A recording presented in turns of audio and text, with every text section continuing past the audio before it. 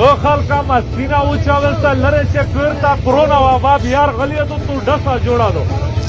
نن په نرمي درته وایه صابو چې چا ماسک نه وي غیر ضرورت نه بغیر دیله تروشي دو ډایرکټ جرمونه کېږي نو جیل ته درېږي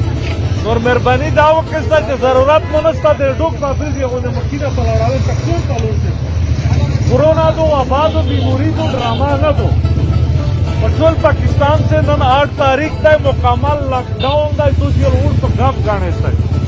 کچیرے تو پدا عمل ہونا کا تو خلاف ہوئے قانونی کارروائی شروع کی نماز مسکینہ وچاوے ہوندا ماسک ته تو شرمېږي دا کوئی تو وټه خبره نه ده چې تو څه خبره کېږي مسکینہ وچاوے ستای او چې چا څه سامان د ضرورت ده فراوله کړی نه کولو چې دا ټول دې جوړ به هڅه کوي هغه چې تو څه وجه کړی نه دا بیماری لوړه شي شاباش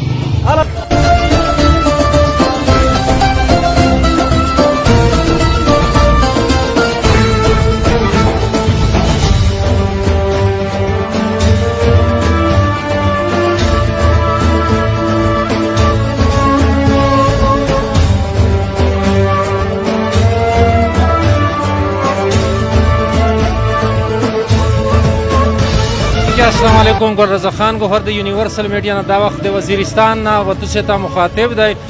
چونکه تاسو ته پته ده چې په ټول پاکستان شنن 8 تاریخ دی لاک ډاون دی او نه دلته په شمالي وزیرستان شي د میډ ډیسټریکټ هډ کوارټر ډي اس پی جناب سید جلال هم لګیا دی خپل عوام ته اویرنس ورکوي خپل خلک پوهوي چې مطلب تاسو ماسک اچوي دغه سه نږدې ما ګرځستی د قانینا باندې کېستی چې کیم حکومت وشالي دي هغه متعلق دوی لګیا دي غریبونه خپل حال ځاله کوي سر جی په پروګرام شه درته هر کلای بسم الله الرحمن الرحیم ډیره مننه ګل رضا خان تاسو د یونیورسل میډیا او د تاسو د ټیم ډیر شکرګزار یم سر جی درته ویا چې نن په ټول پاکستان شه لاک ډاون دی دلته وزیرستان خلک چې تاسو ولیدل روتلستی تاسو څه مخصوص اوستی وزیرستان خلک ته څه مخصوص اوستی زه خو دا وایم چې رمضان دی اخري اشرادو وزیرستان خلق ښه بهادر خلک دی خلک دی او دا شاید پهله ورځ 8 تاریخ ته د لاک ډاون لکه څرنګه چې صوبایي حکومت احکامات کړي دي هغه مطابق 8 تاریخ نه 16 تاریخ پورې نو پهله ورځ د نرمي ورسره کې خبره دیو غږینه تمیز رسوي ماسک تو وخت په د بازار شتر سره به خلک مسکینه چوي هغه خبره باندې عمل کو او زمو دا پیغام دی ورته چې فکر شو وخت سایسته ایو د روسیا شپیر د فکر شوی ایو د ضرورت سامان دوخلی چې کین سامان دی د انسان د ضرورت لکه یا د شراول یا د غب ته لګول یا بازار ته داسې تللې دغه نه برز وکي کورونا یو ډېر خطرناک مرض ده هندستان څخه کنه ویل تلای د ځنې خلک پر رادیو یو وروي چې ای وند سزل مکانوي اخو د خو رسم د اندون سره سيزي په شمشان چې دره مکانسته چې خپل لاش دی وسيزي نو دا وبا په میژ حق کې دای سي نو میژ مسلماني رژیم دی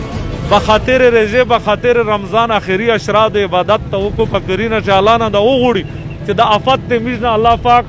په خپل قدرت سره ختم کو نو میژر وروتلی میژ د پولیس او ځلي انتظامیه د ذمہوریدو چې د نارت وزیرستان ضلع نارت وزیرستان عوام ته میژ هغه پیغام ورسوي هغه حقوق په میژ دی د دې جان او مال حقوق په میژ دی دا میژ ذمہورات ډېر د خلک ته اپ ویږي نه نو د ډي پی او سے په خصوصي هدایت باندې منن ټي وی نه پټول نار شاستلی دي بیرلی شه مختلف پختا دي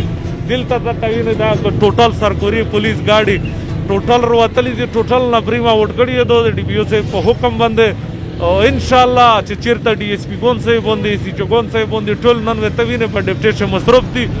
خدا په میش فرض ده دغه حفاظت کړل دی عوامه او په اخره شه سرجی د وزیرستان ځوانون ته خاص کر دکاندارون ته څه پیغام پرېږدئ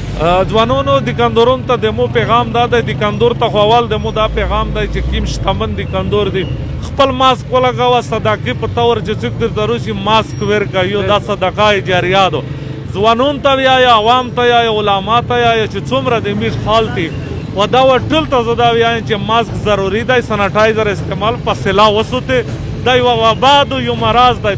دوه ور پاکستان 13 کړه مقابله وکړه د دریام ور لهر ډېر سخت خطرناک دی پدکش ایون ځوانونو د میټ سره ډېر قرباني کو او خاص کر دکاندارون په خبره او عمل کو ډېر زیاته مننه ډېره مهرباني تاسو یو جهان محترم الدین کې دا ډیسټریکټ کوارټر ډي اس پی جناب سید جلال وزیر نو پچار دو چې میش په دې باندې پیرا پر اعمال وکي ماسک استعمال وکي سینیټایزر استعمال وکي ایسو پیز خیال وسوتی نو په دا وجه باندې د میش ماشا په مخ طرف ته روانه خپل میزبان ګل رضا خان کو ورته اجازه ورکړي د لوی الله پامان